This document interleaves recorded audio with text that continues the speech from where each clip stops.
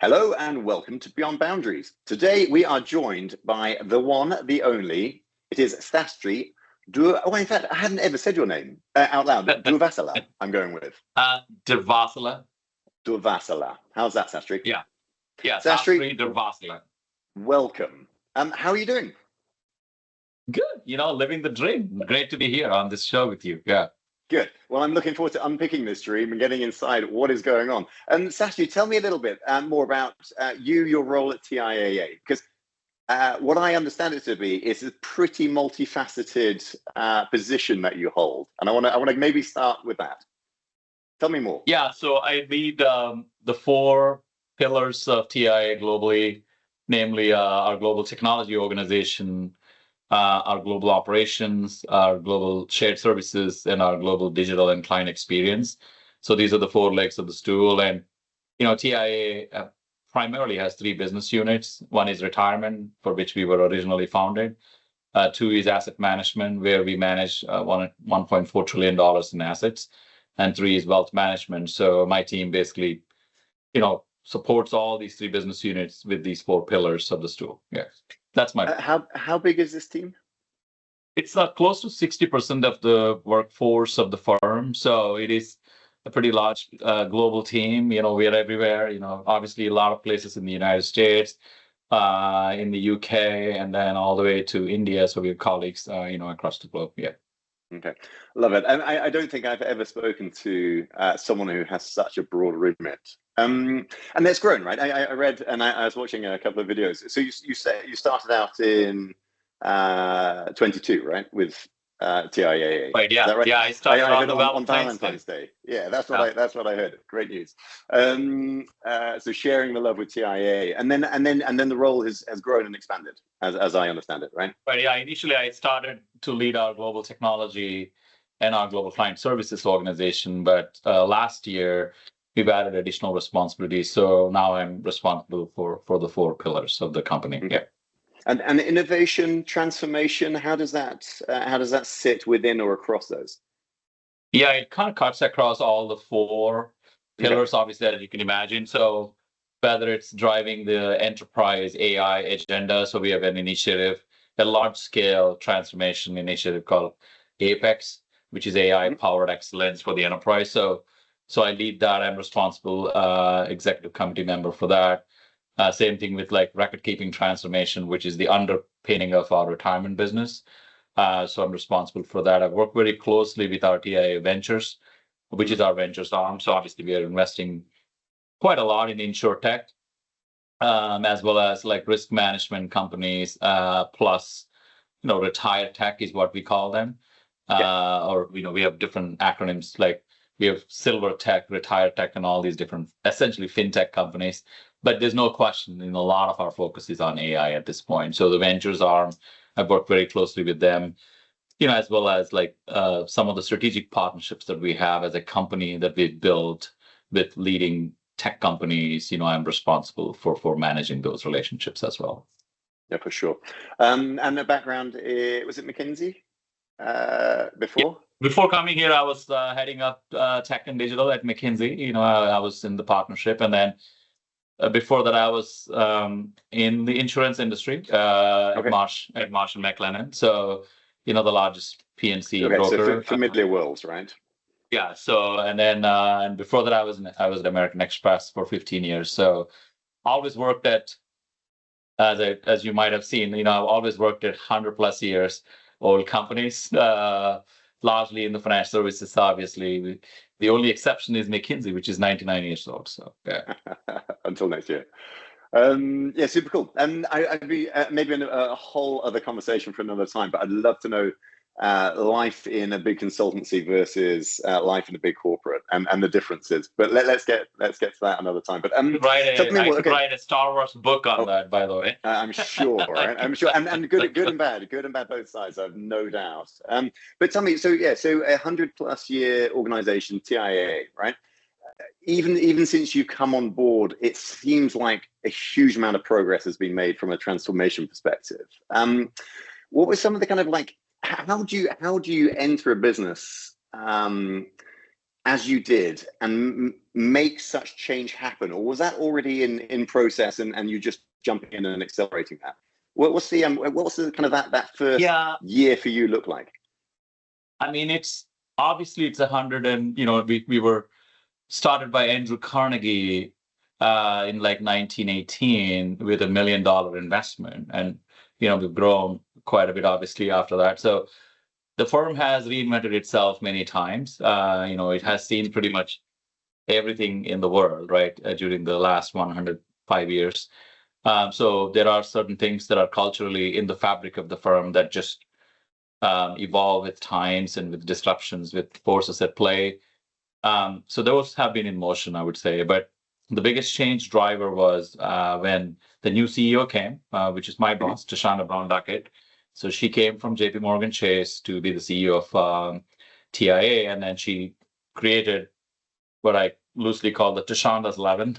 Like she recruited the executive committee, which included experts from the inside, within the company, but also, experts from the industry. And I was obviously hired as part of that. So when she started, we kind of put together the next, like essentially TIAA's 2.0 strategy to be a leader in lifetime income, to delight our clients, and to strengthen how we operate. So those are the three legs of the main stool. And then from there, I created my strategy, and then of course the businesses have their strategies, and we kind of like linked it all together. Sure. And that kind of like became like the mandate for the firm.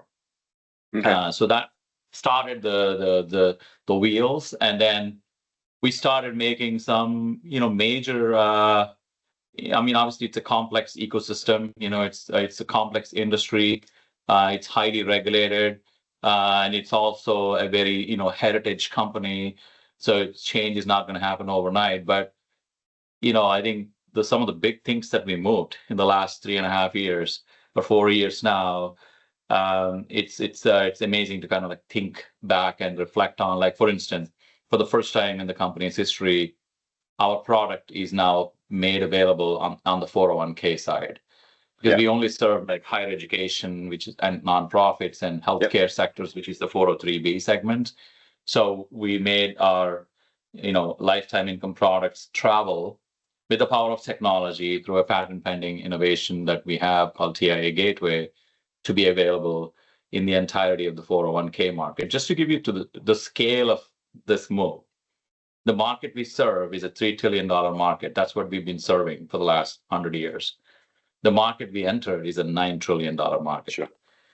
So that's just one example, and so we have several examples like that. So I think, it's kind of great to see, like how you come into a large company from outside, like set a strategy, which is obviously at the aerial view, and then like wire the whole system to kind of like get going with it, and then it's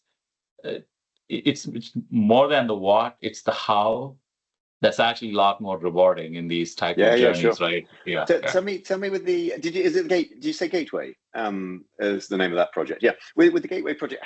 I want to just get into the how, and you reflect on AI. We talked about AI a little bit earlier, which I'm keen to do as well. But maybe focusing on Gateway.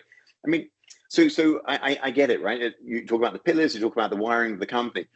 Walk me through how you get to recognizing the white space, the opportunity of the size of the market out there for the 401, but also how you get that product ready, shaped, fit, tested, validated, and out there. Because that alone, I mean, it's fascinating, right? And we have we as a market intelligence business work with so many huge insurance and finance houses, like globally, who are all struggling with these similar challenges. Some successfully executing, some not, right? But I'm really interested in unpicking that how and what are the learnings kind of en route to successfully getting Gateway out there. Yeah, I mean, I think I think you hit a few on the head, right? One is you got to make the product ready. Yeah. Right. I mean, obviously, coming from a large insurance broker, I know how difficult it is to make these insurance products available in various markets and various channels. So our chief, product officer and I work very closely, hand in glove, co-bear nurses. So So that team is kind of focused on, okay, how do we think about this product and making it available in the 401k space as an example. That's one. But then we need to get like the technology ready, right? Because this product has to travel. And it's not just like integrating, some brand new product that will just automatically happen make this product travel happen.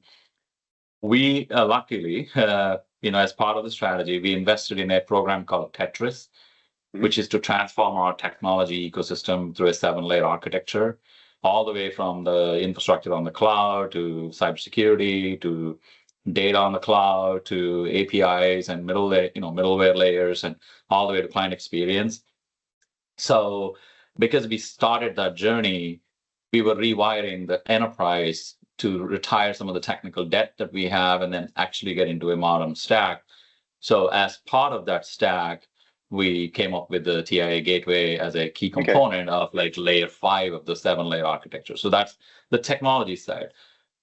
Well, then you're going to have to convince others to work with you to make this product available, which means that we're going to have to work with our frenemies, because these are the record keepers that we wouldn't have seen eye to eye in the past, but now we're actually making a product available in these record keeping. And it's it's like obviously having gone through a similar set of experiences in my Amex days when, like you have to make a payment product happen, in various channels.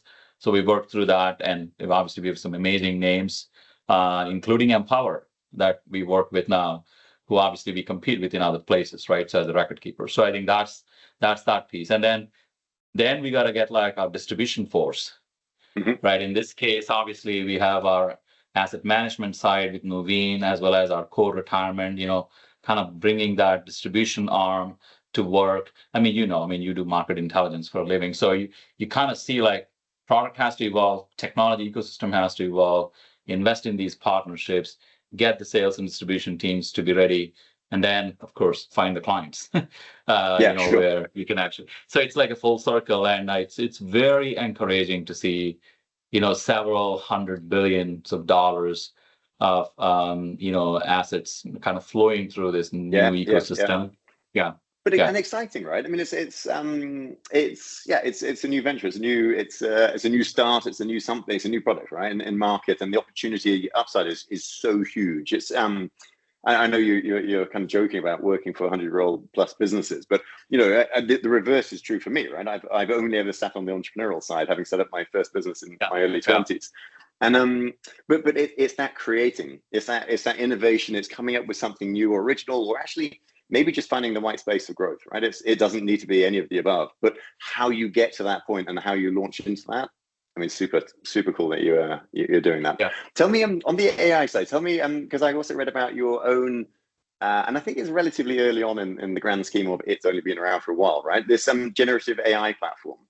Is that an internal project that you set up, or is that external to customers too? Started that way. So obviously, when I joined in 2022, obviously in Feb, but we all know what happened in Q4 with generative AI, with ChatGPT's emergence. So we had an AI strategy as part of the 6 pillars of my broader strategy, which was more focused on like what I would call as AI 1.0, which would be like the classical machine learning AI and everything. And I had a chief AI officer, data and AI officer on my leadership team. And we were working on like partnerships with like AI firms in that space, especially in our operations, etc. But then Gen AI came, so we started building our ecosystem. Essentially, we call it internally TIAA Gate.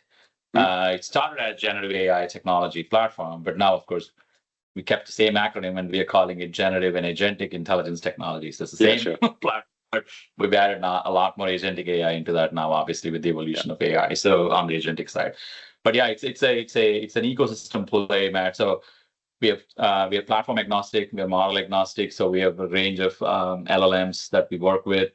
We have ecosystem partnerships on the agentic AI side, where we can access several deployment or integration ready agents, with our partners. We've obviously been building our own capabilities, be training these models and fine tuning them all the way from RAGs to other techniques with our own data assets.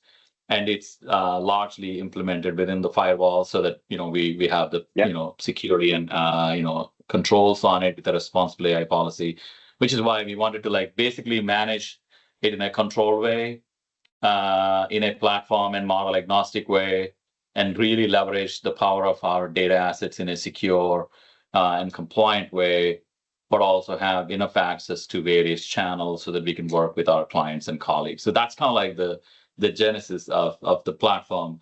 I'll just pause there because I'm sure you have some questions on how we are using it. I've got a thousand questions, Sastry. I think the one I don't need facts and figures and stuff that's private to TIAA, but just general kind of uptake, success, failures on the route. I mean, it's never a smooth process, right? But there's obviously an acceptance of iterative journeying, if that's a phrase, which I'm sure isn't, to get to where you are today. And then what's the feedback? What's the uptake? What's the usage and response from its audience, right? I'd love to just unpick some of that, because super early, this thing needs to, the world of, whether it's OpenAI or other, and you talk about agentic coming in, this world is changing so fast. Like, this is a living and breathing platform, no doubt.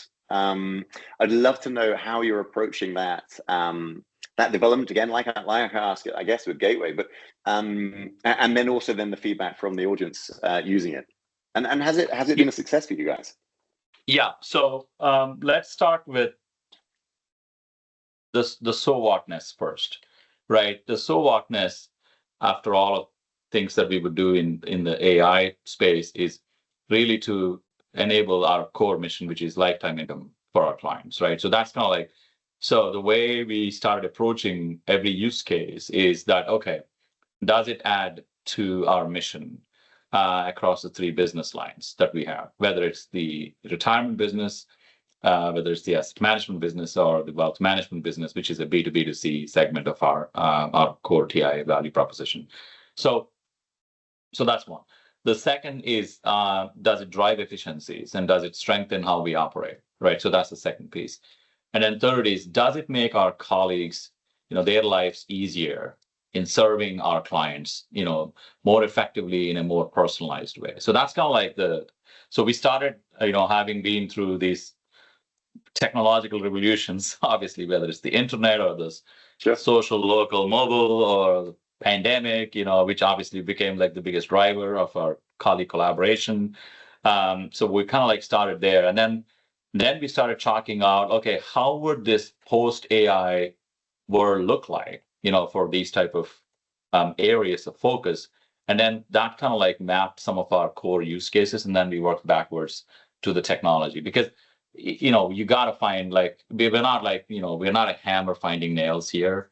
So that's not the approach we've taken. So that kind of worked out so far. So the way we are thinking about and we've been implementing it is, number one, I wanted to put AI in the hands of every colleague, so that our enterprise first experiences it, right? And that's a very hard thing, because when early on, when ChatGPT came, the first thing the head of legal risk and compliance, who was a peer of mine, and John Douglas, and John and I sent this big email to the whole company, like one of those nasty emails you get from senior leadership, like, thou shall not, thou shall not, thou shall not email. And that's kind of like what we did, which is, thou shall not use these internet-based tools from your corporate devices, and we've actually obstructed it. So you can't like take my MacBook and just go to ChatGPT from my company MacBook. So that's, and then we've implemented a responsible AI policy and all that. So then, so if you're a colleague who's experiencing it at home or in your personal life, and you're like, wow, this is pretty amazing, and then you come to work, you're like, I can't do any of this.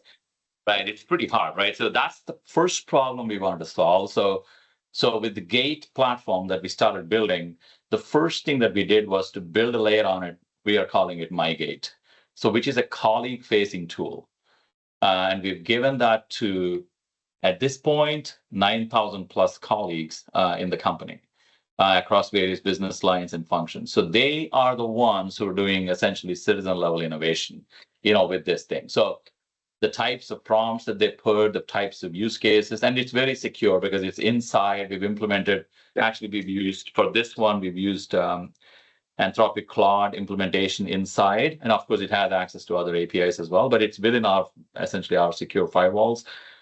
So they can use their data and documents and then get insights from this, etc. So that's one side of the journey. The second side is where we give access to our clients. Now, that's obviously a hard one. So we started with the most simple set of use cases. First one being, okay, 403B space. How many people understand that? I mean, it's, first of all, retirement itself is like pretty complex. It's all kinds of financial jargon. And, if you're an early, tenured employee entering this market and you want to do some retirement investment, it's a lot of financial jargon. It's not like opening a bank account and depositing money at this point, right? Or trading on stocks. So we said, you know what? Let's put this into action on TIAA.org website itself, where people come in and all ask all kinds of questions, and we answer those questions in like a traditional search style. And then we're like, okay, we'll do that. And the same, almost like what Google is doing now, which is like the AI overview and the regular search. So we did the same thing early on, back in 2023, actually. We put this and we said, okay, you know what? You can do the traditional search, but you can also get the results through our generative AI. It's very different at that point. Like you ask a question like, what's the difference between traditional and Roth IRA? You get like a number of blue links on the first search, and this one actually summarizes it and makes it like how we get from ChatGPT, right? So that was the second step. And then we started building these products, like AI capabilities on this Gate platform. This is where we started realizing like the true potential. Like for instance, in our asset management division, our portfolio management teams, they do so much research. Think about like you wanted to research a fund or you want to research a company, it's a lot of research that they have to do. So how do we create an agent to assist in that research process? And we called it Research Buddy. And then our asset management company is called Nuveen. So Nuveen Research Buddy, that's one of the first capabilities that we've deployed. And that's widely used now by our asset management teams. That's one. Same thing with our customer service. So when participants, in our case, they're customers, they call in, and let's say you have all these different retirement plans. You were a professor here, you were a doctor there, and you're doing some administrative job now, blah blah blah blah blah. Like you have all these different plans, and you call us. It's one person, Matt, calling us, and then I got to respond to it. But then I have all these complex contracts. The reps spend a lot of time analyzing it, and sometimes they can't answer the questions. Now we've implemented an AI, plan bot essentially that kind of like synthesizes it real time and then gives that information, insights right away so that we can assist. So these are some of the examples, but my favorite example, and that will be my last example to your question. I'm loving this, Sastry. I'm loving it. The empathy agent. And I say this, in conversations like this, I never thought that I would say this, by the way, that we would be using AI for empathetic communications between humans. So what happens is, this is in our complaints division. So when we get complaints from customers, like this transaction didn't go through, or I want to change this, but I'm not able to do it, blah, blah, blah, all those different types of complaints. We get thousands of complaints, obviously, being a big financial services company. We do correspondences with them as part of that. Our colleagues are focused on solving the complaint, right? So that's their main task, and we are stipulated by timing and guidelines and everything. So then there's not a lot of time to actually draft these empathetic communications. So we've given them tools to do that in the past, but not to the scale of the art of the possible now. So we've created this empathy agent. The empathy agent kicks in. It actually drafts your communications, or if you wrote a communication, it actually suggests that, hey, you know what, these are the suggestions from me. And then it actually enables not just email communications, but it also assists in the verbal communications when we talk, because it's on the screen. So that I felt is very powerful. Now, you asked about risks and learnings and what didn't go well. I mean, obviously, this thing is moving so fast. By the time you implement something, It's already legacy and outdated. Like just the name itself, right? Like we called it generative AI technology. We thought, man, we are like contemporary, we're out there. Like 9 months later, agentic AI comes in. I'm like, sure. Oh, I'm not going to change the acronyms. I'm going to just reuse the acronym, but add agentic AI. Now we have hundreds of agents that are being deployed. So I think the speed with which, things are moving, that's one. And then the burden it puts on our technical infrastructure, because you got to have the back end ready for this, whether it's operational systems or data itself. You have to like really accelerate the data journey, because, garbage in, hallucinations out. So we got to make sure that the investments in data quality and data governance are on par with the investments, on this. And of course, there is the whole sizzle and the steak problem. So there is a lot of the highest hype. This hype beats every other hype we've ever seen so far, all the way from .com, right? So it's a big hype curve that we are on. So not every use case is of steak. There's a lot of sizzle. So sometimes we pursue these use cases and we're like, sure, where is the benefit? It looks good on paper, but it actually doesn't really materially impact the end outcome. So we've had some of those use cases as well. We thought that things that would be so big became really small. And frankly, the other side is true as well. Like we thought like this empathy thing would be just a general assistant, but it's one of the most marquee use cases that we have now that's being used across the businesses. So.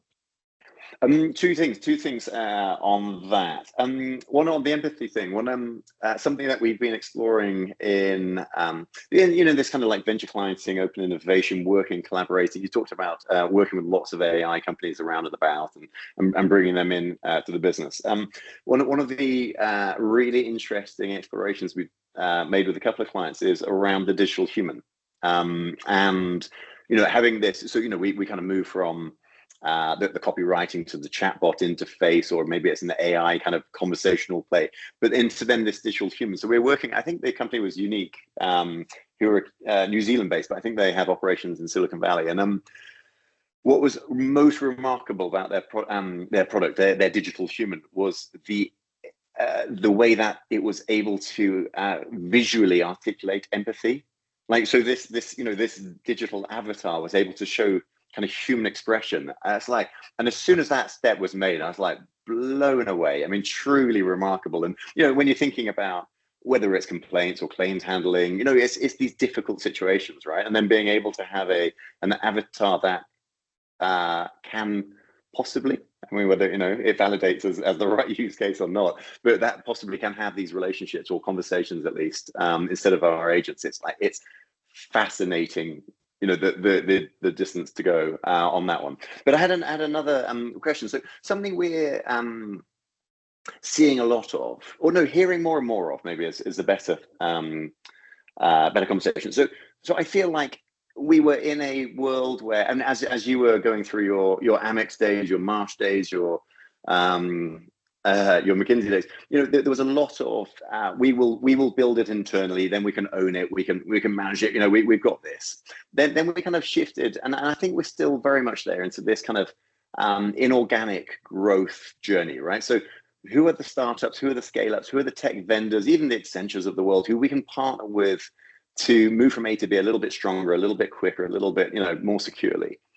But what we're also hearing, there's a really interesting narrative from a couple of our clients in different ways, but they're hearing a challenge or an opportunity from within the business. They're taking they've scouted for a supplier effectively, or a solution provider. They're bringing that back into the business from an innovation or transformation perspective. And then the technology teams within the business are like, rather than say, yeah, that's great because it's shortcutted our 3-year development roadmap to 3 months, and we can get this partnership up and running and validate it.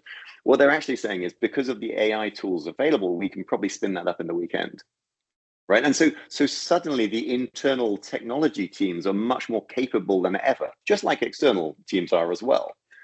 But I think what was really interesting when you're talking about the Gate platform is the upkeep that you need to invest into, from whether it's the data side, or it's just making sure that you're on the latest and greatest version of, and that's one of the beauties of working with external tech providers gives you, right? Because it's their job to keep that up to date, and you're plugging into that.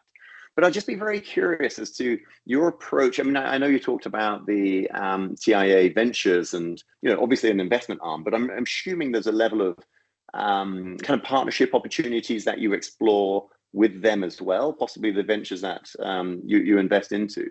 But what's your approach to that inorganic innovation, and how much do you, if at all, do you think, right, in fact, we're going to try and build X% ourselves, we're going to try and partner with these guys, or is it simply maybe what's the decision making on which approach of the buy, build, partner, invest do you go with? How does that work out for you? Yeah, I mean, definitely we want to buy for parity. We want to build for differentiation. So that's been like our premise. And then we want to partner for scale. So if you think about because we believe in a build by partner ecosystem, 100%. The reason why we chose to build a platform to begin with, because it's not it's an ecosystem more than a platform, right? We wanted to build that because of the security aspects of financial services, the governance, the controls, things that we believe that fundamentally are responsible to make an ecosystem really scale securely for our customers, especially in a retirement industry that's highly regulated. So that's the main reason why we wanted to make sure that we own the ecosystem from out of the gate, from day one. Yeah. Having said that, we are leveraging, the industry leading large language models, hyperscalers, obviously we partner with, we bring in our ventures, investment companies. Like for instance, we invested in a company called Norm AI through, I saw that. So now we are actually, trying to, do pilots with Norm AI in our own platform, because we believe that, we can bring these investments. The reason why we have a ventures arm is actually to drive as many strategic investments as possible, so that we can commercialize the product within our own ecosystem here for our end customers, right? So we do that, and then we have scale partnerships. We need to really scale this, and we can't do it alone. And to go back to your point, can I certify a partner's ecosystem that can actually bring in so many agents more into my ecosystem? So that's, for instance, something that we are working with, obviously hyperscalers, but also partners. We have a partnership with Accenture in our record keeping space. So we are definitely using AI in that space. How do we bring in, do I go and certify all these agents from all these big tech companies, for instance, or do I certify a network of, these agents that are certified through their own ecosystem? So we're open to pretty much every possibility at this point, and I believe that that's the only way to do it, because, like I said, if we're going to just build our agents ourselves, we're never going to be able to scale.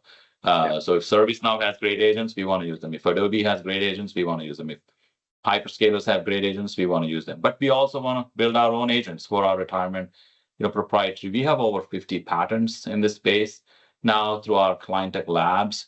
So there is also a lot of intellectual property that we're bringing to bear that's tailored for for the retirement industry and asset management industry. Love it. Sastry, I feel I could speak to you all day, and I'm really cognizant that you have a flight to catch. So maybe I could finish with one last question, maybe two, but let's see if we can certainly get one of them through. So I'm really keen on, just from your perspective, and thank you so much for everything you've shared so far. It's fantastic. So I'm really keen on kind of your thoughts around this next wave of trends that are going to be hitting us as an industry, whether it's broad in a kind of insurance perspective with some of your prior knowledge as well, or we keep it focused around the kind of the finance and retirement kind of world. But what are the key trends that we're going to see going forward, and we can keep that sort of horizon 1, horizon 2 to use as McKinsey, right? That coined those phrases. What are your thoughts around what's next? Because obviously this AI is, as you said, right? Yeah. It's a proper game changer. I think, there are different forces at play as we think about it, more from a business perspective. The global economic environment obviously is, quite vibrant, to say the least, right now, with so many moving parts. Sure. So that's one. Let's go with vibrant. We have trade wars happening. Sure. That's there. There is a lot of geopolitical risks at this point. With big wars happening in the world. There's a lot of tensions.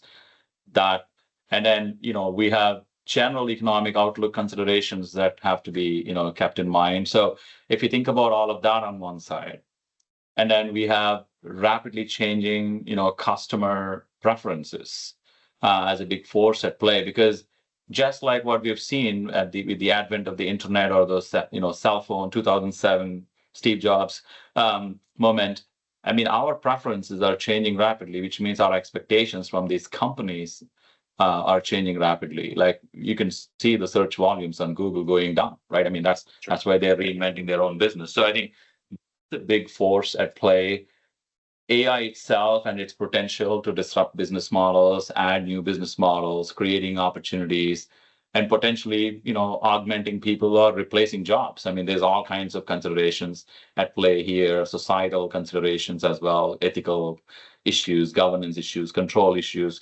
So there is that. So if you just think about like just these three big forces at play, that's just like the tip of the iceberg, right? So that's the environment that we live in today. So I think there's a lot of risks for every business. There is a lot of opportunities. I'm an eternal optimist on technological changes, and I always quote we always overestimate the change that's going to happen in the next 2 years and underestimate the change that's going to happen in the next 10 years, Bill Gates quote. So I believe that 10 years from now, pretty much every business, including TIAA, will be dramatically different from the way it operates today because of all these different forces at play. Specifically on AI, we just don't know the pace. It's unpredictable pace right now, which is the best part, of this whole journey, right? Like you can't even predict with which, pace it's going to go, right? So, and I think the possibilities are endless from that point of view. And frankly, some of the opportunities, we're thinking about, just to kind of go back to one of the areas we're focused on, we've just published this big study to go back to like your digital human, obviously digital clones have been talked about for a long time, right? So can we help, one of the considerations that is an industry consideration for our industry is longevity is on the rise. Yeah, which is fantastic, actually, right? So, actually, I think see it's like, live longer. So as people live longer, our retirement, objectives are, there for longer, right? But because people live longer, the cognitive decline percentage is also increasing. Mm-hmm. So, which means that we need to secure retirement assets of people who are more susceptible for financial fraud. Whether it's cyber, general breaches, or AI-powered, attacks. So one of the things that we are actively pursuing, in fact, I'm looking at we just published this research on it in our TIAA Institute report, is how do we help our customers with cognitive decline using the power of AI? You could almost consider that as like your digital version, kind of helping you when the cognitive skills are on the decline. Somebody is there, essentially in this case, AI, kind of watching your back and protecting you, even working with your trusted contacts, like you may have, on your file, that the AI can like start engaging with. I mean, those type of possibilities that are in the nascent stages right now, to your question now, like 5 years from now, 10 years from now, it's going to be at scale operation, right? I think that's what really excites me. Like people live longer. Yes, they will have cognitive issues. And then AI kicks in and helps them secure, their retirement future. I think that alone could probably almost pay for this entirety of the investment we make. So just the possibilities and the exciting, opportunities around them are endless in my mind.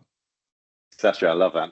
That's super interesting. I'm going to wrap it up on that. It's just too good to ask another question. So let me let you get to your flight. But just a big thank you for today. I can't wait to meet up in person, whether that's New York, the UK, elsewhere. So look, a big thank you. And best of luck heading to the airport. And I look forward to seeing you soon. Thanks for having me. Cheers.